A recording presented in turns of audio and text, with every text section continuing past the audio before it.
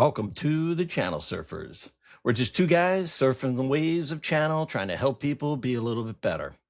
So today, we're actually surfing the channel in a little bit different way. We're trying to find the benefits, the best practices of how these different waves are affecting everyone.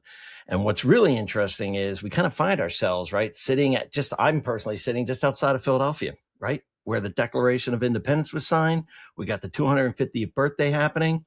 So John and I thought, let's make this a little fun. So welcome to the Channel Surfers. I'm your co-host, Jeff Lennon, and I'm also here with my co-host, John McCabe. Hey, Jeff, glad to be here. And it's hard to believe America's 250 years old. I'm 50 plus years old. I'm exhausted. America must be exhausted at 250, But I think today's topic is awesome because it's the 4th of July and you're in Philadelphia where, let's face it, the country was born in Philadelphia when the Declaration of Independence was signed. So we have a great show. We're going to associate the birth of our country with building a channel. I think that's awesome, man.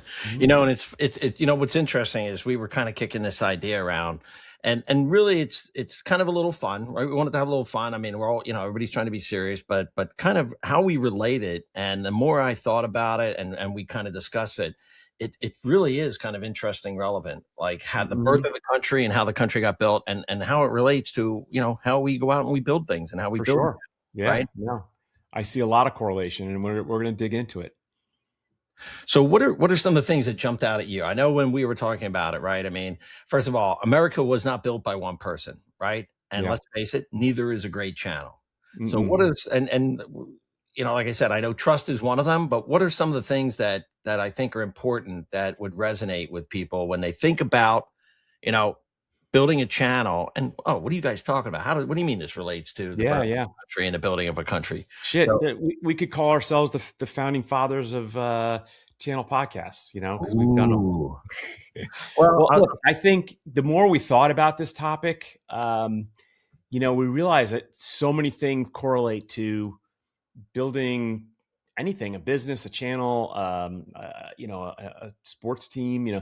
There's so many things that you put into a build like that. And the founding fathers wrote the book, right? And I think they're key parts of any build that you want to be a part of and you want to have included in your build. And that's trust, alignment, partnerships. We couldn't win the Revolutionary War without some of our great partners like, France. Governance, we had to have a structure of a government and leadership to lead our armies. And then opportunity. Hey, we wanted to be free. We wanted to be a free country, and that was our opportunity. Oh, absolutely, man. Well, so just to kind of frame it out for everybody. So what we'll talk about is the 700 or 1776 lessons. Yeah, if I said that right, the 1776 lessons for building a better channel, right? So first thing is, having the right people, right? And we always talk about people, process, and technology in what we do. So having the right people, and let's face it, George Washington, man, he was the channel chief, right? If we had to put it in that framework, I think he's our channel chief. You think about all the cool things that Benjamin Franklin did, another Philly guy, right? He's kind of the guy driving, strategic partnerships and alliances, right? Yeah. So I found that kind of cool. He was the early stage strategic alliance director. He spent a lot of time in France wooing the French to come help us. So he was like the original, the OG strategic account director. Absolutely, man. Director. So when we were talking about this, who was your favorite? Come on, who's going to take their shot? Ben Franklin for sure. Right? Come on, who's going to run? Thomas Jefferson. Jefferson is definitely important. That's a good one. So Jefferson is kind of the what we call him. I kind of call him the operations guy, but more the visionary, right? Kind of mapping out, kind of scripting out the plan. He did have some help, with people like Adams and stuff. But definitely Jefferson. But who's one of your favorites? Whose play did you go to? Oh, Alexander Hamilton. Alexander Hamilton. Yeah. Not only one of our founding fathers and a great, inspiration for the country, but hey, a great Broadway play and great soundtrack. So absolutely, man. And he'd be the CRO, man. He's the chief revenue officer. Let's yeah, face it's it, right? very for sure. And then what about like our key strategic partner? What do you? I would say it would have to be like a Lafayette, in France. They were the ones that really helped us get over the hump, and they've provided us with troops and supplies, and this is like the structure of what a partnership build is all about, and 100%. I think you have to have a channel chief. I think of Scott Struble comes to mind. You have to have an alliance leader. I think of you because you've done an amazing job in building alliances.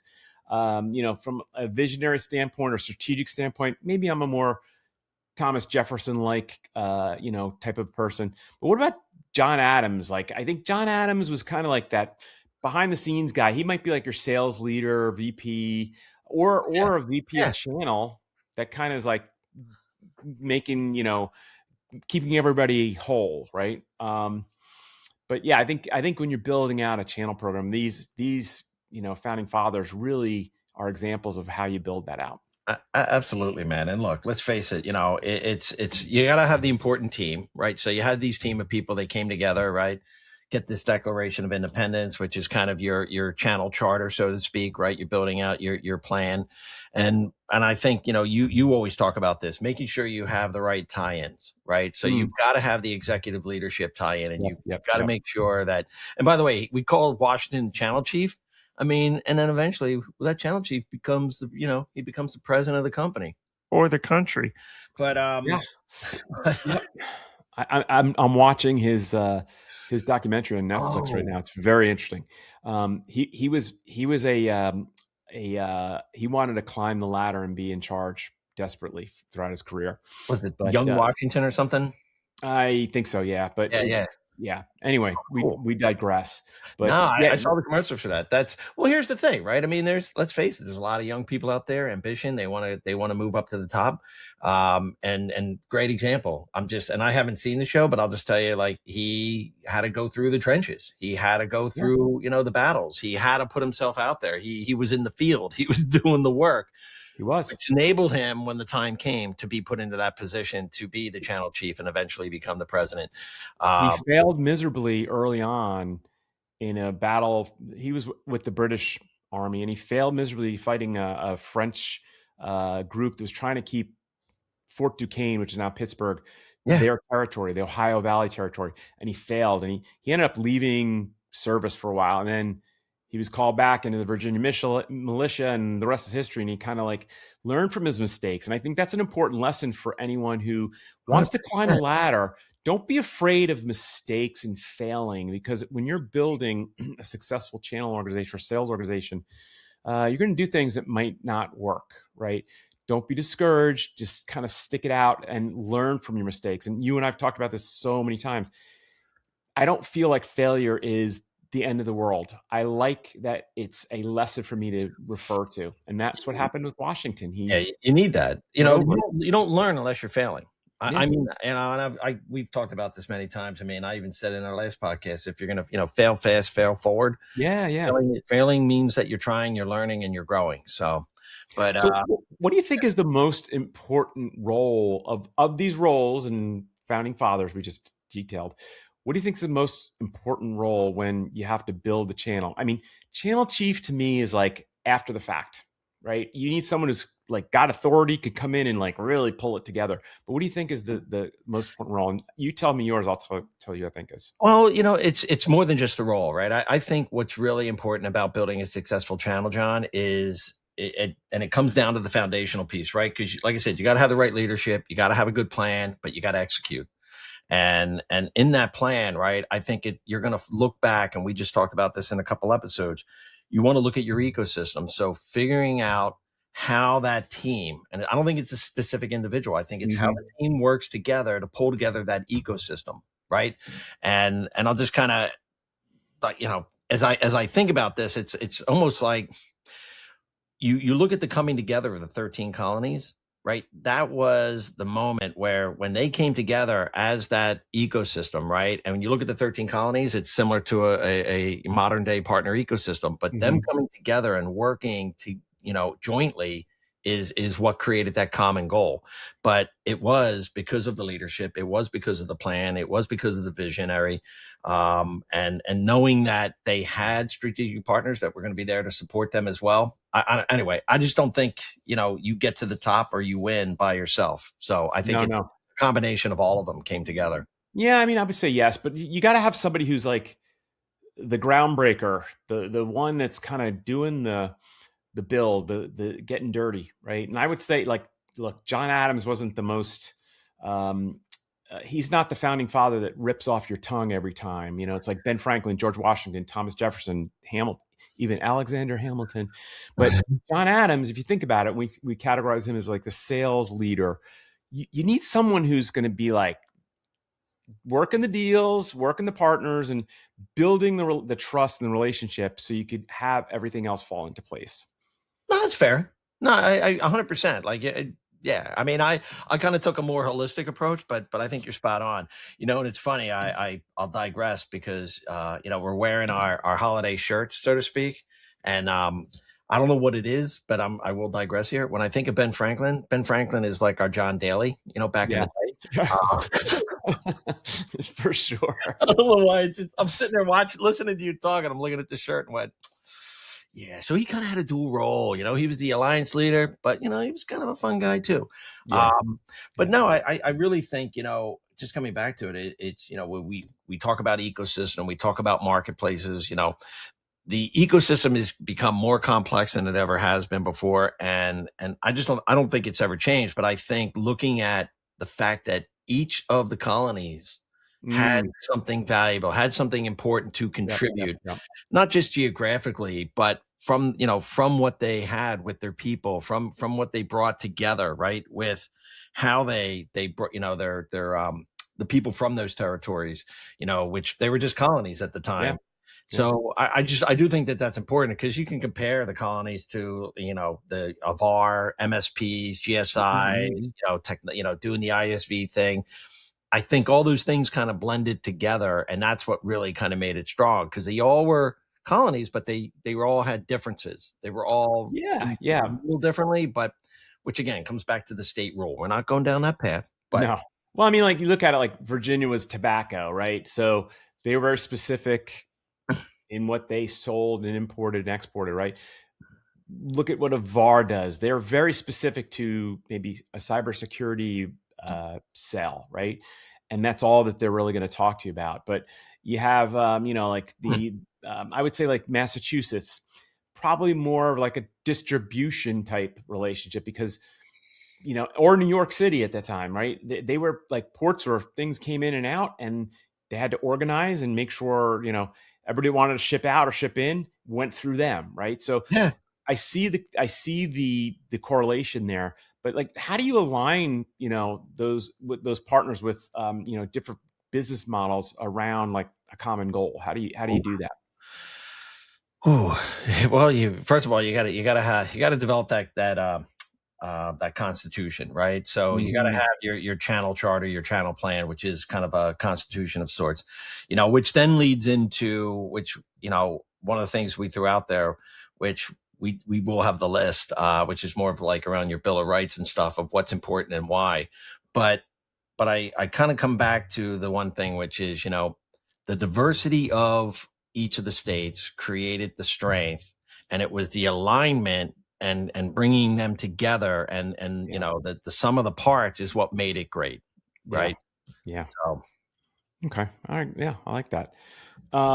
Look, it's no doubt modern ecosystems, more complex than ever before, but I think alignment really, the need for alignment hasn't changed. What do you really categorize as the correlation between a complicated revolutionary country or birth of a country trying to break out and, to building a modern ecosystem?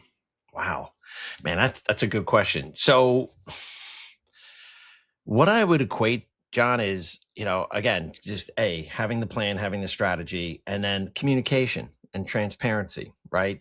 Across those lines, like and maybe I'm going to go off here on too much to the left, but when you were talking about, the difference of the states, right? You talk about Boston, right? We all know there was a little tea party that happened up there. And why? Because that's where the different things were coming in. So there were the ports. That's where they were bringing in a lot of things from overseas, right? So then that was kind of a distribution point, right? But having each one of those play its own part, but having the Constitution, having the rights, having that charter laid out so that everybody knows what their role is, and then making sure that it's communicated so people know how to work, right? But I also think it comes back to understanding, the attribution piece, right? What for me, the one joke is, it's like that you always hear, there's, I'll play on words here, but it's kind of, there's no taxation without attribution. And if you don't have the ability to go execute on the plans that you have, like you can have the best leadership, you can have the best team, and you can have a great strategy. But if you're not executing and you're not driving the attribution and you're not making sure that you're doing the right things and having that cycle of that circle, so to speak, right, of feedback, I think you're gonna have some issues, right? Because let's face it, as you start to build that out, it's not perfect. You're gonna have conflicts. You're gonna have challenges. And when I relate that to the channel, the attribution, right? We talk about everybody wants partner sourced opportunities, right? Oh, we gotta have that. And then we have what we call partner influenced, right? So you got the partners influencing it. And these things are happening in real time. I know one of the terms we threw out before was partner accelerated. And as we were talking right before we jumped on, I kind of want to pivot that to more of a deal partnership, right? Where, it's not always about one state or one partner bringing something to the other. Sometimes it's the reciprocation of that, right? Yeah, yeah. And making sure that you understand, hey, we're in this together. You're bringing things to the table. I'm bringing things to the table. So, and I think it creates an era of fairness, right? Which is, I think, the foundation of a good partnership. I don't know if that I would not disagree there. I totally agree with that. I think, I guess attribution is one of the, channel conflicts that happen. And how do we relate that to what the founding fathers were doing? I would say, attribution is, they're discussed with the King of England, having his thumb on their neck, right? Deal registration, look, were they trying to make a deal happen and try to get as much freedom as they could? Maybe yes. They had no other way to go about getting that freedom than, going out on their own. I don't know, maybe that doesn't relate as well, but I think, what are some of your key, components of an attribution or a channel conflict as it relates? Yeah, it's interesting. And when you think about the attribution and you think about trying to drive a good channel and you're going to have conflict, I remember very early in my career when I moved into the partnership world, when I was at EMC, because I'd always been working on the other side as the ISV vendor, right? The software solution vendor, so to speak. But one of the things that it was interesting to me is, conflict was necessary. If you weren't having, the point was, if you weren't having conflict, then you probably didn't have a really, expansive channel. Yeah, I agree. And I don't believe conflict's a bad thing, but go ahead. I'm sorry. No. I mean, and like I said, I think we've talked about it before, but and just kind of keeping it within the theme, when you think about the revolution, right? And then we talk about no taxation without representation, or for the channels, no taxation without attribution, right? It really wasn't about the tax. It was about fairness. They wanted to be treated fairly, right? And let's be honest, most channel conflicts aren't really about the revenue. It's about being treated fairly and making sure that you're being treated fairly and equitably in the process, right? Because everybody's out trying to do that. I get it. I mean, and there's no no silver bullet to it. But that's how many times have we been either talking to guests or just in our everyday, job, have we talked to partners that are like, let's talk about spiffs, for example. They don't really want monetary spiffs. They want more margin, right?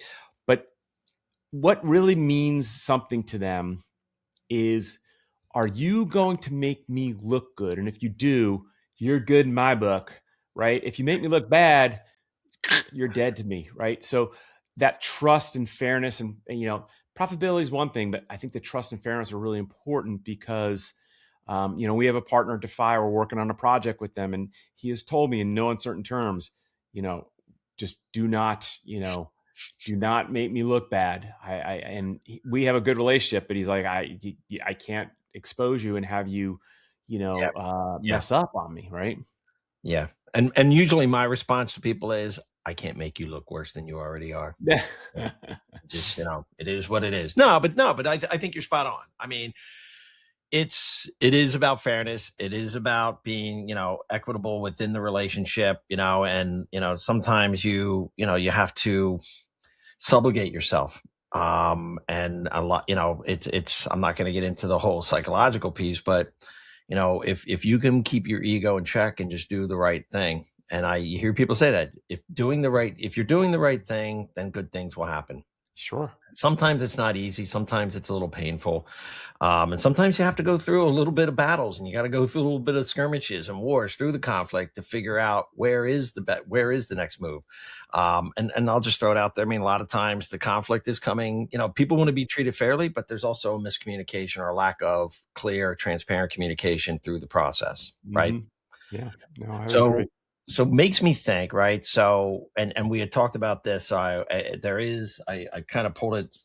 Where is it? I have it right here. So let's talk about if we were to do, for example, a partner bill of rights, right? So you have this kind of, we'll go and we'll nail it to the door of a partner. So, and again, there's no particular order, but talking through this, it kind of makes me want to talk about this part because it rings true, right?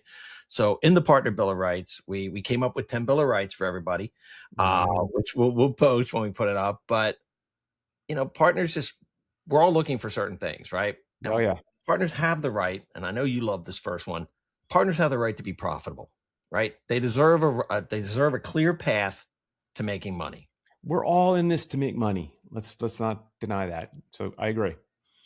So what would you? So go ahead. You do what's and I'll let you do the second. The second one is funny because we just. How about the right to fair attribution? Credit should be transparent and measurable. If we help you do a good job, talk about that to your fellow partner reps and to your clients. Hey, Jeff and John really did a good job, and that product they're selling is great. We should talk to you, right? And you should talk to them. So I think the right to fair attribution is one. Absolutely. So one of my favorites, the right to transparency, right? Yeah. Oh, absolutely. Having the rules, the incentives, right? The expectations should be clear about what you're doing, how you're doing it, so that everybody understands, where we're going and what, what's going to happen with the next steps. Oh, for sure. I love that one. How about the right to communication? This is something we talk about all the damn time, right? Partners should never be surprised by anything you're doing. That's why it's so critical to include your partner rep on any communication with your client, prospect, your sales rep, your executives. Like, make sure they are in the know because, let's face it, if Paul Revere didn't make his run, we would have never known the British were coming, and we'd be like, holy mackerel, So you want to make sure you're a Paul Revere for your partners. Oh, I like that. Let's go. So the next one is the right to opportunity. Partners should have the right to access growth opportunities. And what that means is, ensuring that, there is a clear path to actually grow and expand with the opportunities and with the businesses. Too many partner plans that I've seen through my career have a lot of guardrails, have a lot of, limitations. And let's face it, you see a lot of shifting between what partners are working with who, and the ones that seem to provide the most opportunistic path. And when you take those first couple, right, you look at the transparency, the communication, that's when you give the right to, partner opportunity growth. Absolutely. I think the next one is kind of near and dear to my heart. Oh my God, yes. The right to enablement. Training should be practical, relevant, and actionable. And I'm hearing a lot lately, like partners don't want to do training or enablement, and they're kind of like, just give me a quick blurb. We've kind of figured out a way to quick hit them with, a battle card with information. But, like, what if that was the case back in 1776 or during the Revolutionary War? We just told people, hey, go grab a gun and you'll figure it out, right? It doesn't work. You got to train them how to get information. Yeah, you got to train them, getting them. Back then, they fought in lines. First line, second line, third line. And if one line went down, the second one stepped up. You can't just throw a product at a rep and think they're going to sell it. They 100%. need to know how to sell it, right?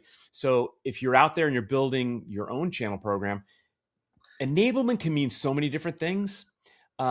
Look, reach out to Jeff and I. We'll help you. We've put together some great simplified ways to help partners understand a product that we're selling. And if that's good enough and it helps them, great. But I think training is still very critical. Maybe you do it through video training. However, but it's critical. We wouldn't have won the Revolutionary War without training. 100%. Well, first of all, I'll just share with everybody, John is my enabler. And if you need somebody to be enablement, John's an enabler. And that probably didn't come out right now that I think about it. You did tell me to get that wrist thing snapped so I can get myself back to track, because I will dig deep on things. So, which actually comes to, the next one, the right to support, sales support, technical support, marketing support. That should be available on an as needed basis. If you really want to have a good, solid, repeatable, executable process with a partner, have good support and have it across those 3 tiers, right? Because most people go in and they're, like the sales enablement, great. The technical enablement, I personally think that's key. I really think it's key for the long-term stability and the execution. But we'll talk about marketing and co-marketing. We've even done a couple podcasts with it. Will Taylor, big believer. Yep. The co-marketing and marketing support, I think that getting out in front to make sure the message is out there. You think about all the things that were happening prior to the actual quote unquote revolution. There was a lot of marketing enablement and support that was going on. So we had to co-market with France to get this done, right? You look at that relationship, you look at your partner relationship. If France didn't buy in on, hey, we need to help these young Americans. Yep. We would have lost, right? And it's the same thing with co-marketing with the partner. If they're like, hey, we believe in this vendor, and they're willing to, spend the time and energy and money to do that, but it really kind of puts you in a position to win, right? So I love, the support and the co-marketing and everything you talk about, because that is a big part of the birth of our country and the birth of a partner relationship. So what about the right to a deal partnership or deal protection? That one's near and dear to my heart. Right? Getting a deal registered, managing that conflict. I mean, it's about, that's the trust piece. You do, deal protection is making sure that you register deals and you stand by it, and you're creating that alliance, you're creating that partnership, that trust, right? That they kind of go hand in hand. For sure. That's when people are going to go to market with you, and you're going to be able to go fast at some point, right? Oh, for sure. I mean, look, that is the lifeblood of an opportunity with a partner. And if anyone's out there and they're of the mind where if a partner deal registers an opportunity, your rep's like at the very end is like, hey, they didn't lend any help, or they weren't really like a part of it, I'm taking it away from them. That's the wrong thing to do. Right. And your rep will probably never see a lot of pipeline growth because partners don't want to work with them. You're going to get blackballed. I'm not going to lie to you. Yeah. Yeah. You may not know it, but you're definitely going to be on a list somewhere. Yeah. So like, you need to respect that. And I think deal registration should be that line in the sand that says, we are with you. No one else come in and try to do it. And we'll go to the close with you, partner. Right. And that not only helps close a deal, it helps to build pipeline, right? And the sooner your sales reps realize that, the better. I've seen reps who are like, I don't want to work with partners. And then all of a sudden they close a deal with a partner that we may have brought them into, or they brought us into. And all of a sudden they're starting to get calls from that rep like, hey, my other customer has the same need for your product. And they're like, oh. So I don't know how you feel about cold calling, Jeff. I hated it, but I did it, right? But if you have a partner's bringing you deals, that kind of helps eliminate the cold calling, capabilities that you need to go Well, through. that takes you to the next bill of right, right? The right to collaboration. And co-selling should not just be a buzzword. You just nailed it. Co-selling is an actual act. It's an actual mutual communication. What's happening? I try to do it in everything that I do when I'm working with partners and share with them like here's what I'm doing. Here's the next step. Here's the clarity. Here's what I've done. Here's what I'm bringing to the table for you. Like, and again, bringing that offer in. That's what true collaboration is. It's not just I'm co-selling with you or co-mark. I want to make sure that I'm delivering something that is meaningful to that next step, to the engagement, and to the process, right? Which brings us to our final number 10, our number 10 Ooh. bill of right, John. Ooh, the right to mutual success. Vendor, partner, and customer, cannot forget that, must benefit. I think vendor, partner, they benefit because they close the deal and they make some money. But the customer has to have a product that works. It's going to help them in some way, shape, or form and make them, look good to their executives. And it's fairly priced and they have the support and they have everything they need, right? So I think the right to mutual success is critical because if you can't have a three-way deal or a deal with three different entities closed mutually and beneficially, it's not going to work. The trust and everything else we talked about and above, it doesn't work. Yeah. And you won't get customers. No, 100%. Which kind of brings me to, okay, so now we've got this cool constitution, right? Our channel plan. And then now we've got this kind of Bill of Rights thing that we're working with. So we're trying to make sure that people understand these are the rules of engagement that we're going to live by. But let's face it, man, we're living in a dynamic world, right? We've got all these other things that are being thrown at us. So now we gotta think about some amendments to that constitution, right? Mm-hmm. Like amendment number 1, which I know we're not going to get into the whole Vetoed. That's Trump. Vetoed. Sorry. But I'm just saying, like, some of the amendments would be like, we got to have AI governance, right? Oh yeah. We've got to have some form of amendment around, data sharing standards and practices. The amendment around what do we want the ecosystem collaboration to look like, and how would that look, and what would we do? Like, and again, there's probably how about marketplace readiness? I'm talking to so many different partners who have marketplace presence and how important that is and how important it is for your ecosystem as well. So I think that's a really important amendment. Damn. No, I like that one. Well, that one leads to the customer alignment amendment, right? Mm-hmm. Just making sure, again, we're going back to some of the Bill of Rights we're talking about, but we're all trying to drive customer outcome alignment, right? Because, nobody's buying feature functions, which, I still see that today. We can't get away from that. What is the use case? What is the problem we're trying to solve? What is the outcome that client is looking for? Let's make sure that we stay on track, that we look at that. That is our North Star. That's our driver. So having that customer outcome alignment, I think is an important amendment that you want to make sure you have. Figuring out how you weave that into the conversation, how you weave that into the messaging, I think is super, super important. Right? I would not disagree. I think those are key modern day amendments to your channel constitution. So, what about the American dream and partner dream? Like, what does that mean to the people of America? Like, from a birth of the country standpoint to the birth of a partner program standpoint? Wow. Well, and again, I keep saying that again. I don't know why I use that trip over phrase all the time, but what I think is interesting as we went through this discussion and we framed this whole topic out, people, why did people want to come to America? They wanted to come to America for opportunity. Mm-hmm. They wanted to come to America for growth. Yep. Came to America for freedom. Yep. And they came for better outcomes. Yeah. And let me pause you for a second, because at that point in world history, every country had a king or a monarch of some sort that told them what they could and could not do. And we were the first country that said, that we're not going to be like that, right? So you're dead on with those points. Like, people came to America for new opportunity, even when we were still controlled by the British. People still came here because they saw opportunity, right? But we 100%. changed the narrative there.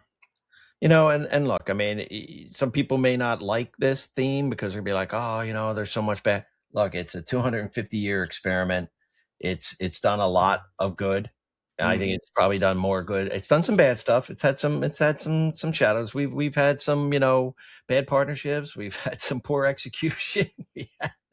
We had some sales teams that went off rogue. It happens. I mean, it happens in the country. It happens in business. But I think when I look at why people want to come to America, and I kind of take that pivot and I look at why do partners want to join a program, they're looking for the same things. They're looking for opportunity. They're looking for growth. They're looking for profitability, and they're looking for shared success. They're looking to go do something. That's why they want to partner. It's in the word, right? They're looking for those things because they know it's going to help them. Absolutely. And just as this show is trying to compare our history with building a partner program, I mean, opportunity and growth were two key components. Profitability is a little different, but then again, what do you hear throughout your whole life and throughout the history of this company? America is the land of opportunity, and that means making money, and shared success. So I totally agree with those points. But it is about making money, but it's also about making sure you can take care of your family, take care of the things that are important to you. Right. And when I say profitability for a business, the whole goal is you want to have a business to be profitable. Right. Yeah. And we want to stay in business, right? Exactly. And we want to stay a free country. When we post this, if people want to get into a discussion in the chat, have at it, man. I'm all in because, we can go back and forth all you want, but I do think that it's important for a business to, and if you don't, then be a nonprofit, not-for-profit. That's cool too. Right. And there's some cool things there, and I think they drive a lot of value. Don't get me wrong, but they are also, they're driving opportunity. They're driving growth. They're showing shared success, but their profitability is cycled back into the program, so to speak. So it is kind of is what it is. So totally agree. So I know we're coming up on the top here. We try to keep this thing tight. Any final thoughts from you? Ooh,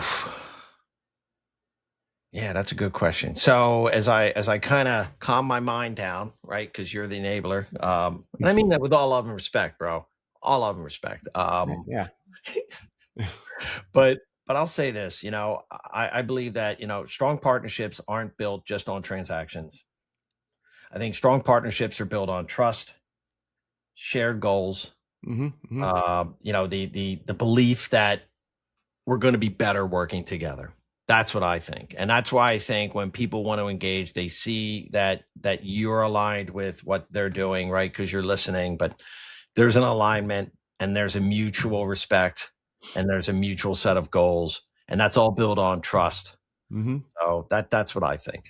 No, I wouldn't disagree with that. But I would add, as we learned as a country, nothing happens overnight. It took a long time.